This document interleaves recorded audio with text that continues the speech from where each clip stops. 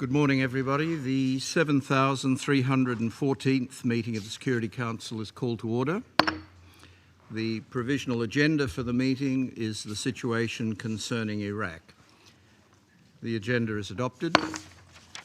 In accordance with Rule 37 of the Council's Provisional Rules of Procedure, I invite the representative of Iraq to participate in this meeting.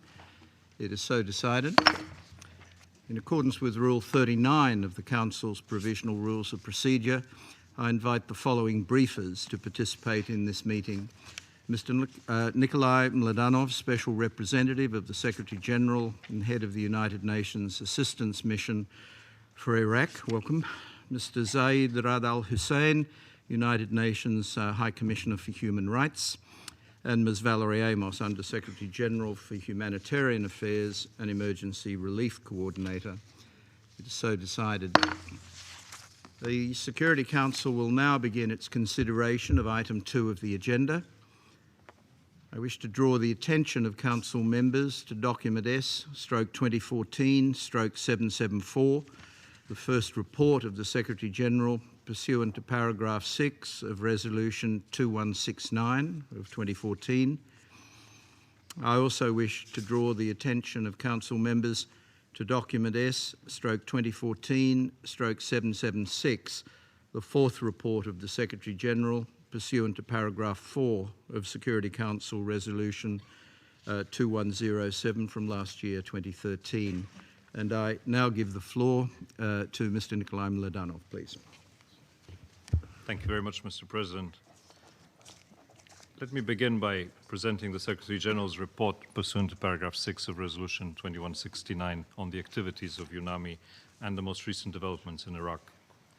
I'm honored to be joined here today by Under-Secretary General for Humanitarian Affairs, Ms. Valerie Amos, and High Commissioner for Human Rights, Mr. Zaid al-Hussein. Mr. President, 12 months ago, the city of Fallujah fell into the hands of the terrorist organization, the Islamic State of Iraq and the Levant. This set off the displacement of some 2 million people today, currently one of the largest such populations worldwide. From the very beginning, ISIL's strategy has been obvious: to insert themselves in the ethnic and religious fault lines of Iraq, to undermine legitimate authorities and to spread fear among the communities. Their goals have also been clear from the beginning: to destroy the Iraqi state and replace it with a state of terror that is built on genocide, war crimes, and crimes against humanity. To this end, they continue using parts of Iraq and neighboring Syria to advance on the rest of the region and threaten global peace and security. The crisis in Iraq has been further aggravated by the unresolved political, social, and economic problems of the country's difficult transition to democracy, by the lack of agreement on the full implementation of the Constitution, by stalled reforms, sectarian differences, and the country's exposure to the broader regional and global rifts. This explosive combination has consistently undermined public trust in the new Iraqi state for years, and it has driven communities apart, ultimately creating fertile ground for violence. As the crisis unfolded, Iraq almost collapsed. Its western provinces were overrun by ISIL. The Kurdistan region openly spoke of seceding. The southern governors, struggling with poverty, produced the country's riches. Baghdad was threatened on a daily basis by a barrage of suicide bombers and improvised explosive devices. And Iraq's minorities have been subjected to unspeakable horrors. Faced with the common threat, the political, community, and religious leaders across the country focused on pulling back from the brink and saving Iraq. A strategy emerged, one which I'm honored to report was supported and facilitated by the United Nations mission in Iraq.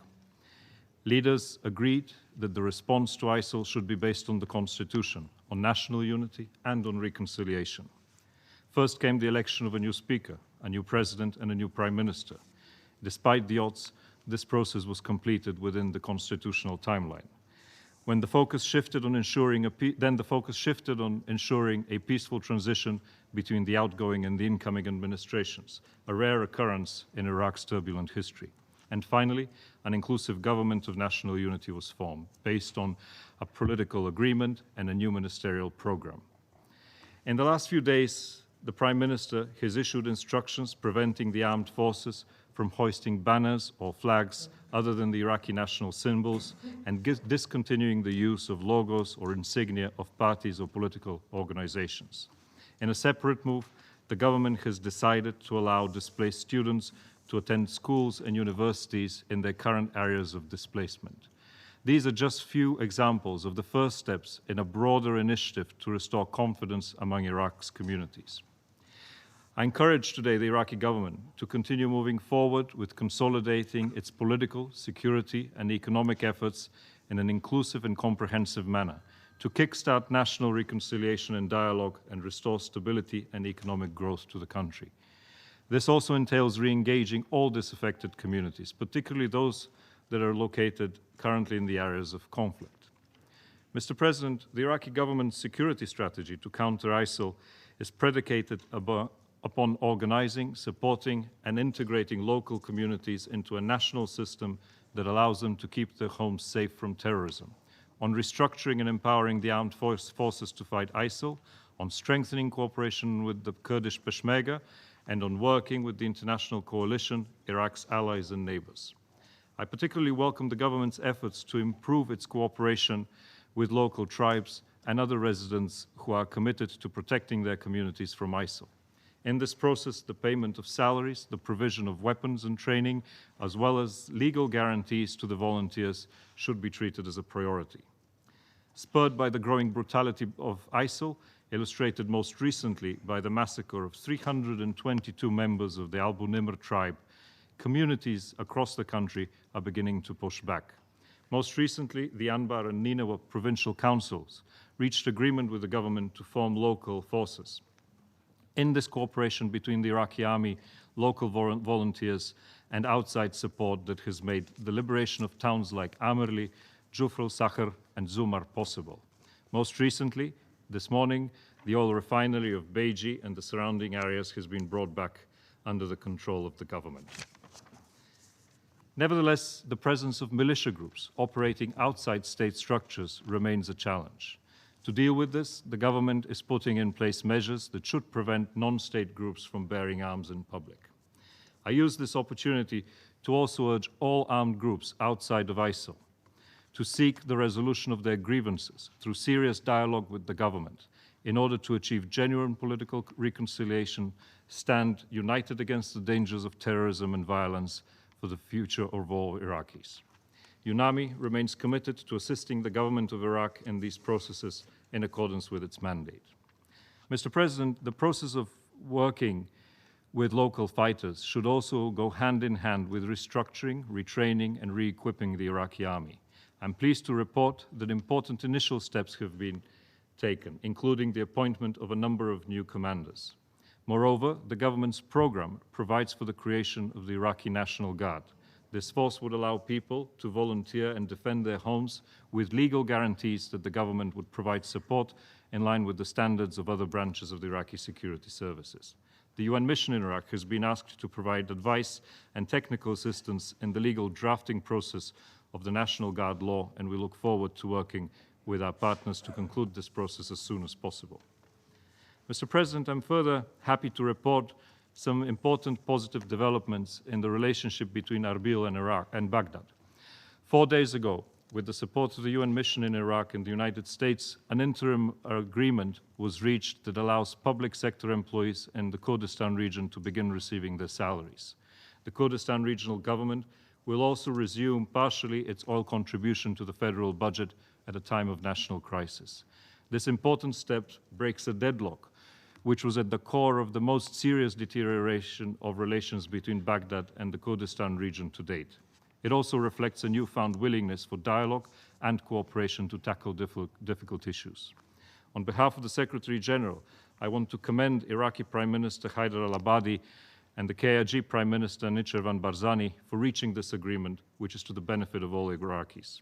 I would like to encourage both leaders to seize the momentum and swiftly move forward on a comprehensive, fair, and constitutional solution to all outstanding issues, including the agreement of oil and gas and revenue sharing laws. UNAMI, as always, stands ready to continue providing its good services, as well as legal and technical support to this process. Mr. President, the Iraqi government's efforts are being reinforced by the support of the international community. I would like to thank those of Iraq's neighboring states who have been responding with generous pledges and delivery of vital humanitarian and security assistance in response to the crisis. I have recently visited with some of Iraq's regional partners who expressed readiness to establish a strategic relationship with Baghdad. This coincides with the government's ongoing efforts to engage its neighbors as part of a comprehensive effort to promote stability in Iraq and the region. I strongly welcome the government's efforts to explore the elements of a common political and regional security approach to combat ISIL.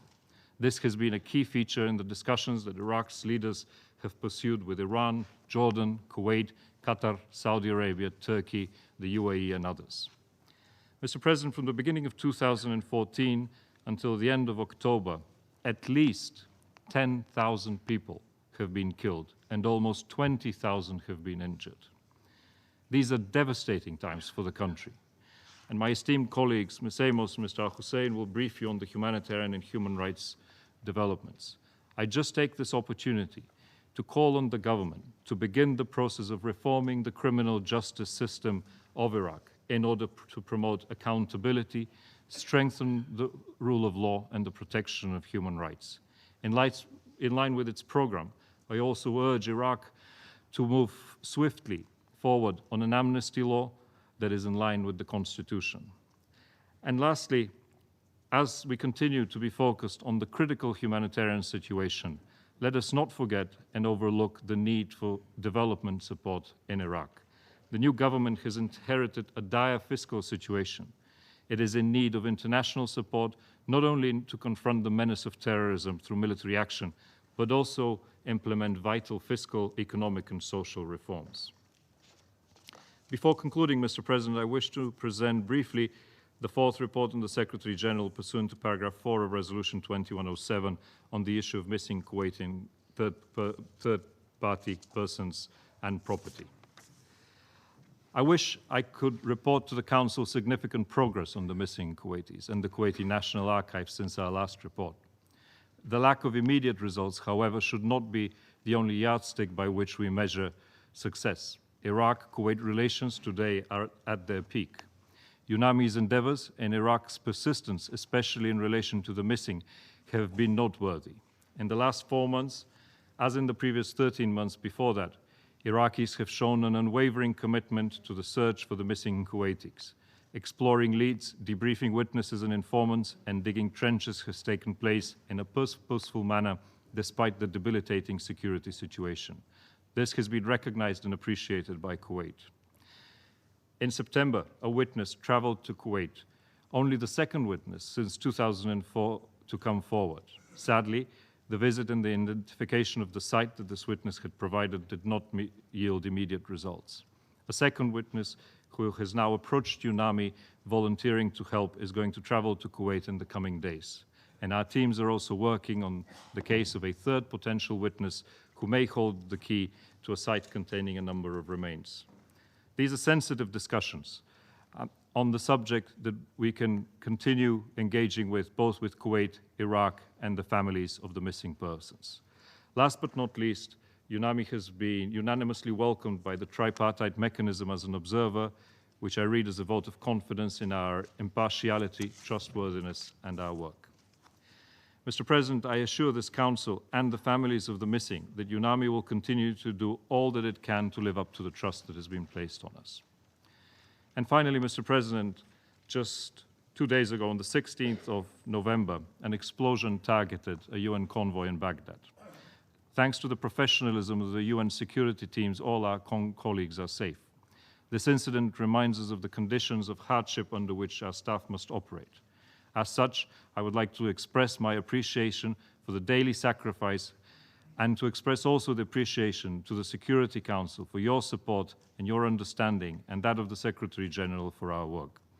I wish to express also my appreciation and gratitude to my political deputy, Mr. Georgi Bustin, for having borne this responsibility with passion and commitment, just as my other deputy, my humanitarian deputy, Mrs. Jacqueline Badcock, for her commitment and her service in overseeing the humanitarian development operations at a crucial time for Iraq.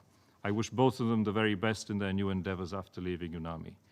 Once again, I express my deep and sincere appreciation to the government and the people of Iraq for their continued cooperation and assistance during these very difficult times. Thank you. I thank Mr. Mladenov for his briefing, and I now give the floor to Mr. Zaid Rad Al Hussein. شكرا سيد الرئيس. السيد الرئيس، من دواعي سروري أن أعود وأتحدث إلى مجلس الأمن لأول مرة بصفتي الجديدة كمفوض سامي لحقوق الإنسان، وأن أشكركم لدعوتكم لي لإحاطة مجلس الأمن حول الأوضاع في العراق. السيد الرئيس، لا يجوز في الإسلام تفسير مسائل الشريعة بسطحية وتجاهل الأصول العلمية الإسلامية.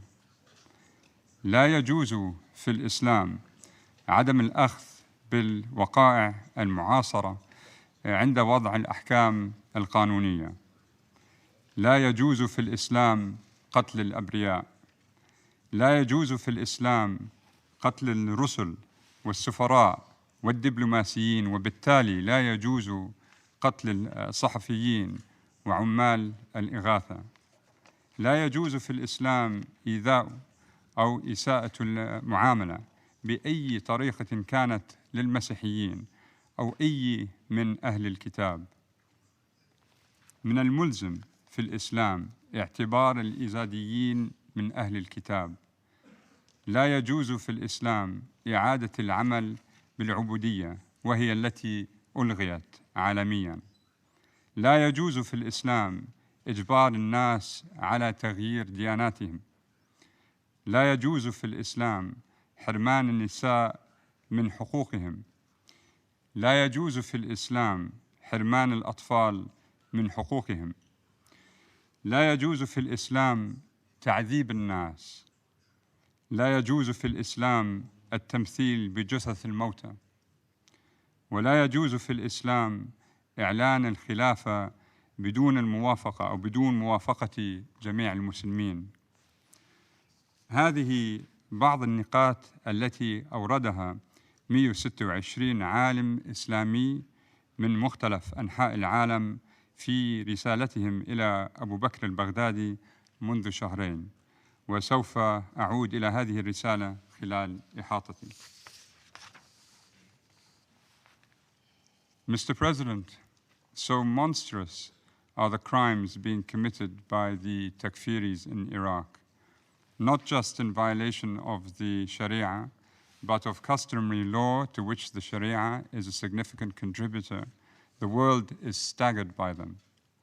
On the face of the broad evidence now existing, particularly in respect of the Yazidis and subject to the determination by a competent court of law, it is possible 3 out of the 5 offenses falling under the crime of genocide, as listed in the Genocide Convention and the Rome Statute, have been perpetrated by the individuals within the Takfiri leadership of what is also known as ISIL, ISIS, or Daesh. Out of the 11 offenses defined as crimes against humanity in the Rome Statute, they are likely guilty of involvement in up to 9 of these offenses.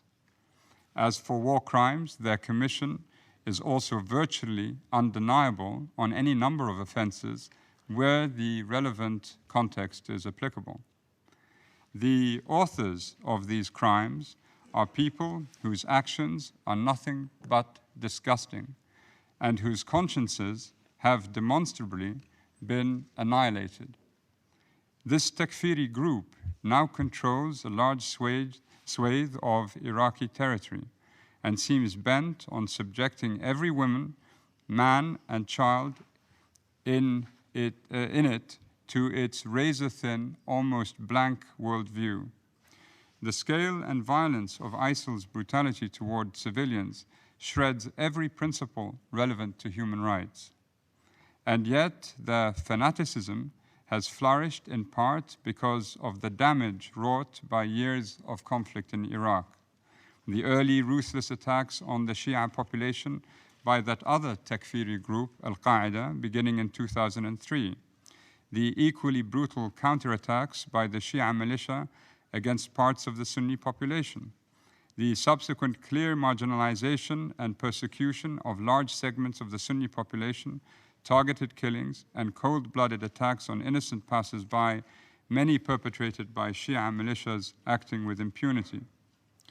The people of Iraq have also endured discrimination, corruption, rampant impunity, a lack of inclusive participatory processes, and failure to promote and protect their economic, social, cultural, civil, and political rights.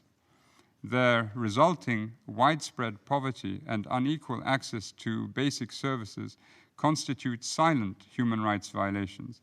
Moreover, respect for the standards of due process and fair trials and for the international prohibition of torture have been and continues to be problematic.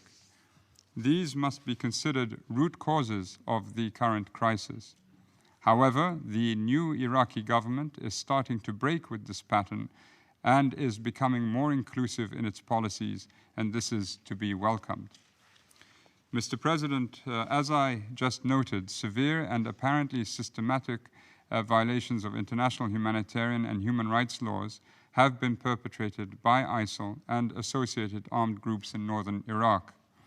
Victims have reported wanton killings and summary public executions, abductions, rape, and the enslavement of women and young girls, with reports of girls and women being openly sold at slave markets, brutal violence against children, and the forced recruitment of children as young as 12, denial of all fundamental freedoms, and the deliberate persecution of ethnic and religious groups, including Turkmen, Shabak, Christians, Yazidi, Sabia, Minda'in, Kaka'i, Faili Kurds, Arab Shia, and other Sunnis.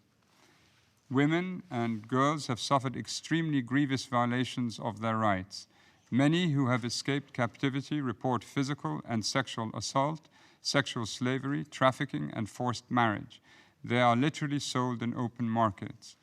During a mission to Iraq in October, my team, led by Assistant Secretary General Ivan Shimonovich, met girls as young as 13 who had been kidnapped and raped before managing to escape. They said many others of the same age remain captive. Children have been viciously tortured by ISIL, and many others have been forced to watch and participate in barbaric executions and torture. Boys as young as 12 have been recruited and forced to form front lines during combat to shield other ISIL soldiers. It seems ISIL-controlled areas have been largely emptied of ethnic and religious minorities whose members have fled, been captured, or killed. Currently, at least 1,500 captive members of persecuted ethnic and religious groups are in ISIL's hands, and their fate is of extreme concern. The perpetrators of these crimes must be brought to justice. Iraqi security forces and affiliated armed groups have also violated human rights, according to reports received by my office and UNAMI. OHCHR and UNAMI continue to receive reports of violent attacks, harassment, and the illegal arrest of journalists. The anti-terrorism law of 2005 is another continuing concern in that it fails to respect binding international commitments regarding the administration of justice and the prohibition of torture. And my office is preparing a report on this issue. The conduct of particular military operations, including airstrikes and shelling, may also have violated the principles of distinction and proportionality under international humanitarian law and should be investigated. In the past, armed groups affiliated with the government have killed, abducted, and threatened civilians, particularly Shia armed groups such as Asayib Ahl al-Haq. These intolerable practices must not be allowed to continue, and the government should end the impunity under which these groups operate. Accountability for violations is above all the responsibility of the state. But as I have said, the crimes committed in Iraq are of such scale and gravity that in all likelihood they qualify as international crimes subject to the jurisdiction of the International Criminal Court. I call upon the government to accede to the Rome Statute and, at the very least, to accept the ICC's jurisdiction over the current situation under Article 12.3. International crimes such as war crimes, crimes against humanity, and genocide could also be included in the Iraqi criminal code. Following a lengthy delay of 2 months in obtaining an urgent allocation of resources from the Advisory Committee on Administrative and Budgetary Questions, my office is now also in a position to dispatch a fact-finding mission to Iraq as mandated by the Human Rights Council on the 1st of September. Mr. President, national and international strategies to counter ISIL have so far concentrated on a security approach. This Council has passed an important resolution to stunt inflows of ISIL recruits from around the world. There has also been a significant military effort, but little attention has been paid to the underlying struggle for minds.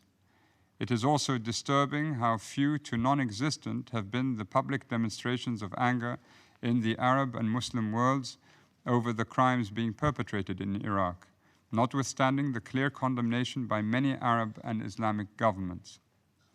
The Takfiri movement is gripped and driven by a distinct ideology, and it will destroy all that exists which is contrary to what it believes should exist.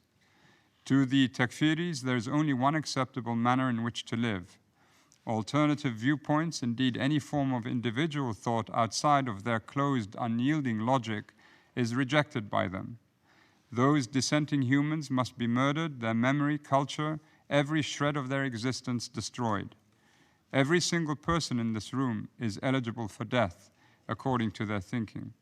The leaders of so-called ISIL want to, of course, establish an ideal, a caliphate.